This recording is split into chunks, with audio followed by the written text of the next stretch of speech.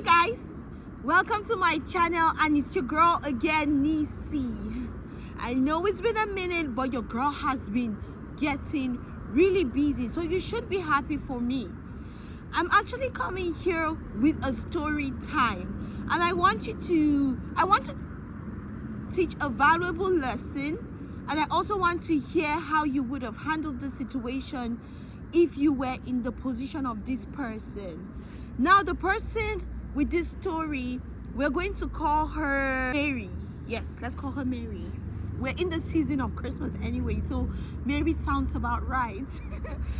I met her at at an event, and she was narrating the story to me, and she had to go for a program in Los Angeles, right? And you all know Los Angeles, the city of angels, where all the magic happens. If you want to be a celebrity, go to LA. That's what they all say, right? So yeah, but Mary didn't go to LA because she wanted to be a celebrity. She went to LA because she had a course to take. Like, she had an event, a program to attend to.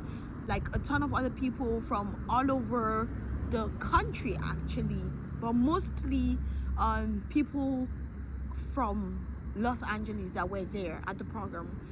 Well, before I continue the story, make sure you hit the subscribe button. Don't think I forgot. Like, comment, and yeah, tell me what you think, and share with your friends and well-wishers, and let's hear what they think.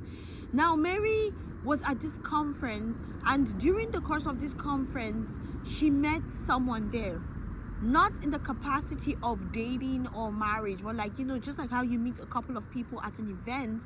And they got talking, and she found out that this person lives in the same, like, it's going back to the same town or city or county that she is from. So Mary was like, okay, she asked the coursemate, and when she told the coursemate was like, oh, you know what, you can come with me, like, you can ride with me.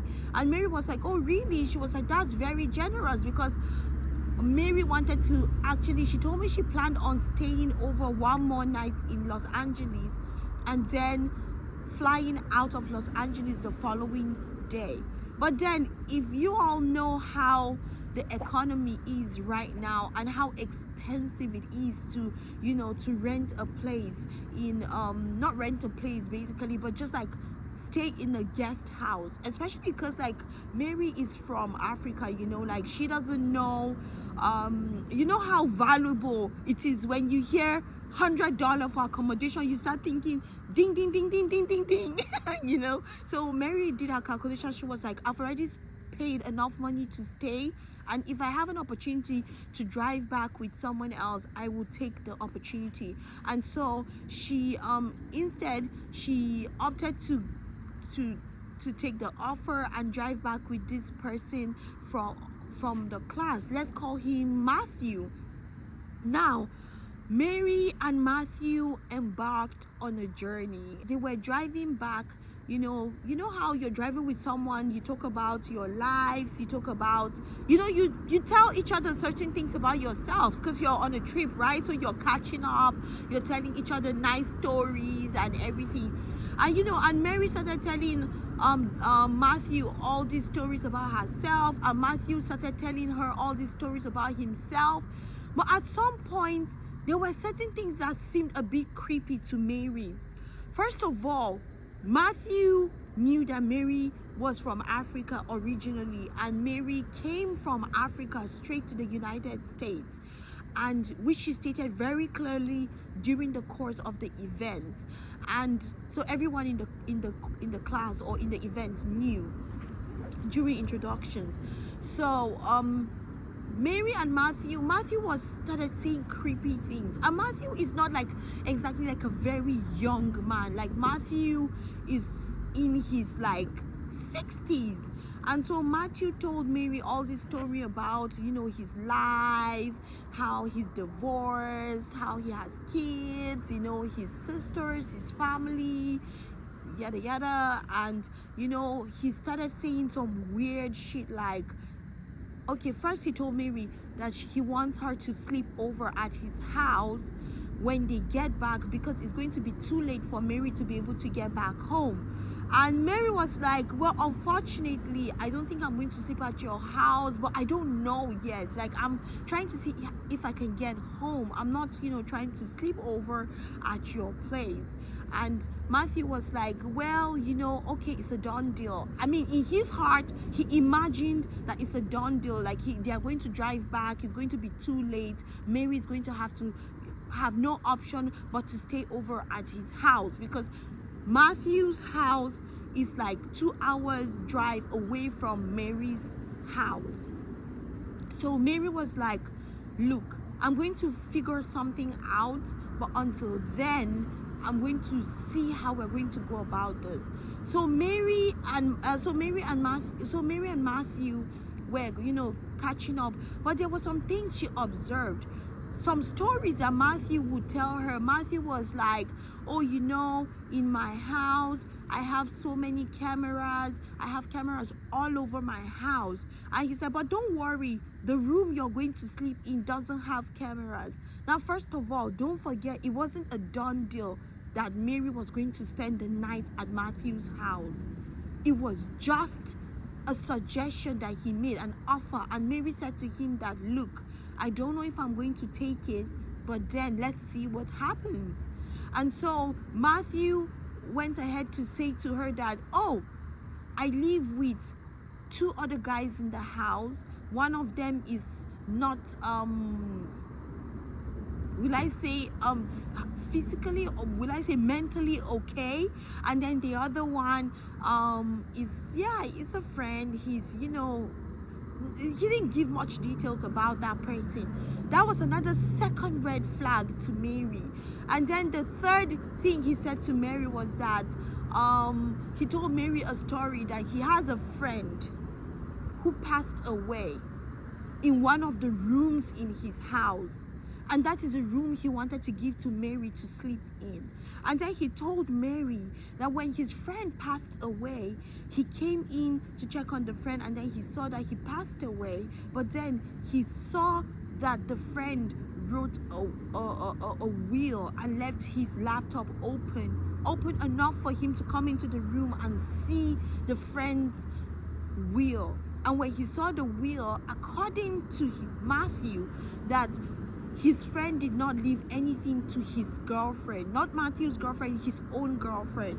And Matthew said that he in turn decided he was going to call the guy's girlfriend and ask her to come into the room and pick whatever valuables she can get from his house before he calls 911.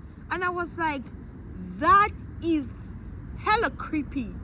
And Mary was like, that was kind of something that just like tipped it all off. And she was like, no, this person is a psychotic person. This person is crazy. And then he was telling her stuff like, oh, you smell good, you're young, you're beautiful. And like he said it in a very creepy way. There's how someone would tell you that, oh, I like the smell of your perfume, or I like what are you wearing? But no, he said it in a way like, oh, you're now with me, and you're traveling with me, and how, like. And then he was asking Mary about her personal life, and he was like, how can a man leave such a beautiful, good smelling woman on her own? And Mary was like, wow, okay, that was very creepy. Because initially, like I said, they shared stories, and she told Matthew all about her boyfriend, and she told him that my boyfriend, he had to go to work, and she's traveling for an event. She can't take her boyfriend everywhere with her. And so on the way going, Mary's boyfriend started to call her, and he was like, hey honey, like, when can I fetch you? Where are you gonna be? It doesn't matter where you are, I'm going to come and get you, as long as you get a little bit more closer.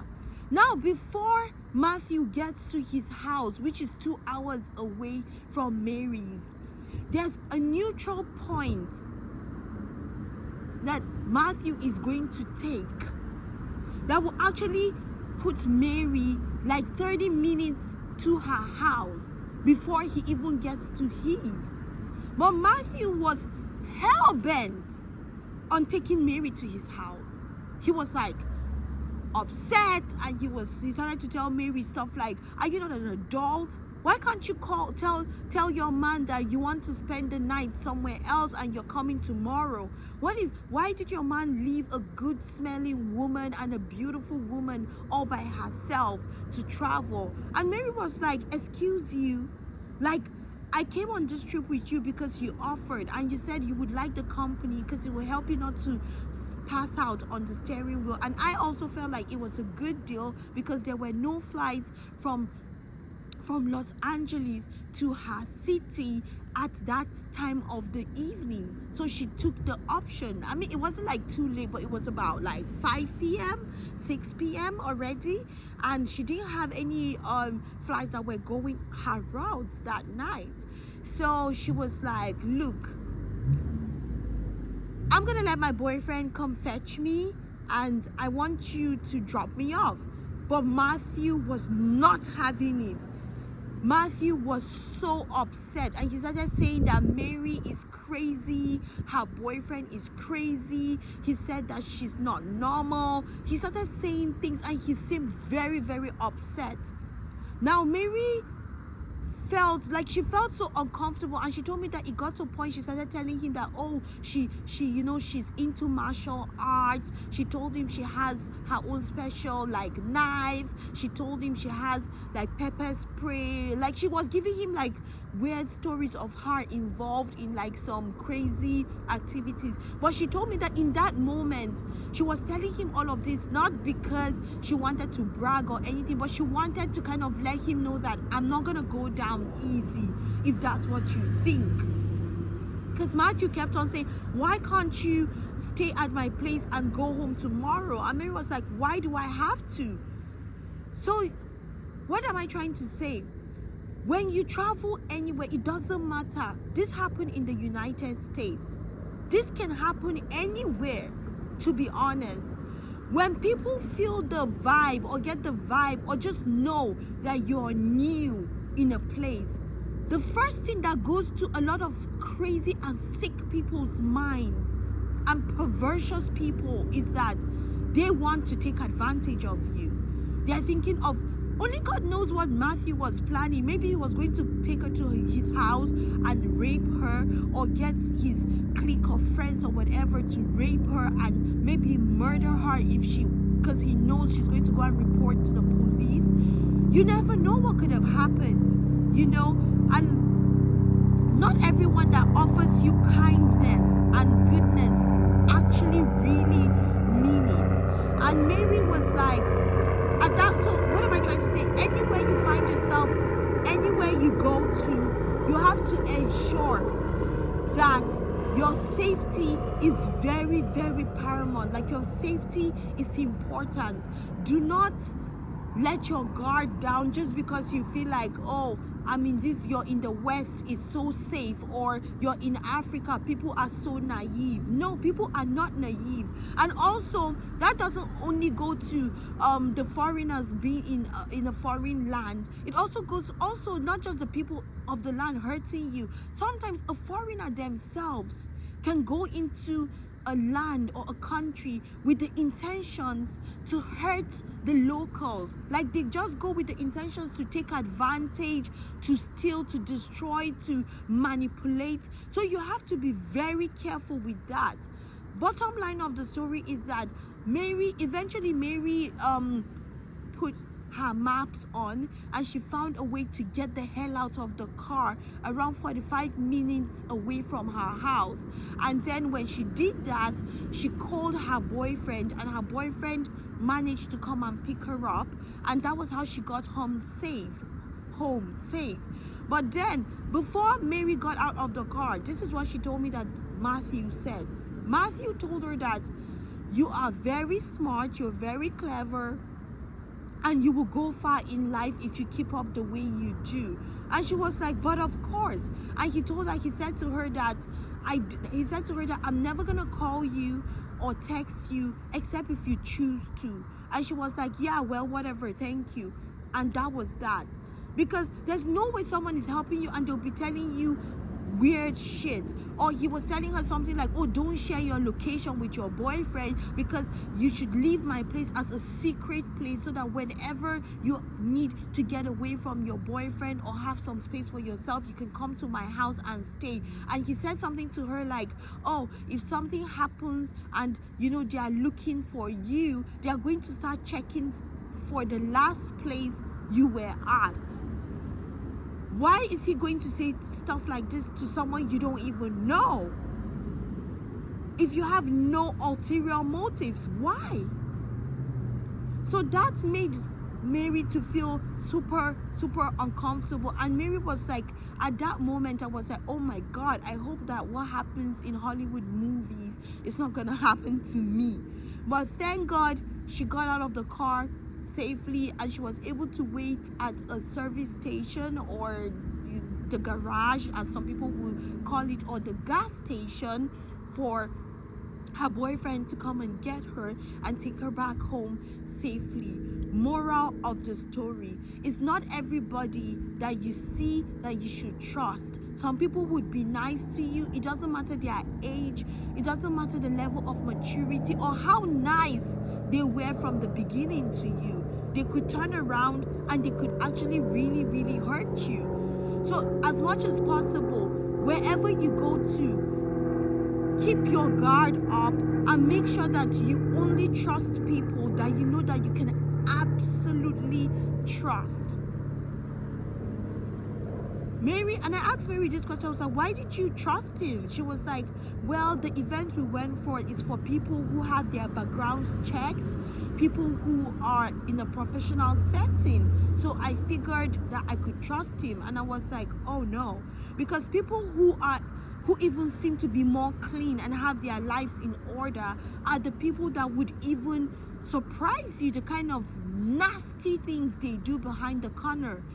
So if you find yourself anywhere as a person who is, new to an environment, you have to be very careful, because people are constantly looking for the person who they feel is vulnerable and an easy target to get to. And also, when you find someone who is new in your state, your country, or your land, make sure that you can trust that new person, because most times a new person can also be in your vicinity to cause problems, like I said earlier on, and you don't want to be caught in the loop. So this is my story. I hope that this story taught you something interesting. Don't forget to like, subscribe, and share. And I would love to hear your opinion. What do you think do you think Matthew was genuine? Do you think Mary overreacted? And do you think that if you were in Mary's shoe, what would you have done? How would you have felt? Well, over to you guys. I'll be waiting to see what your opinions are. Until next time, thanks for joining me. Bye. Mwah.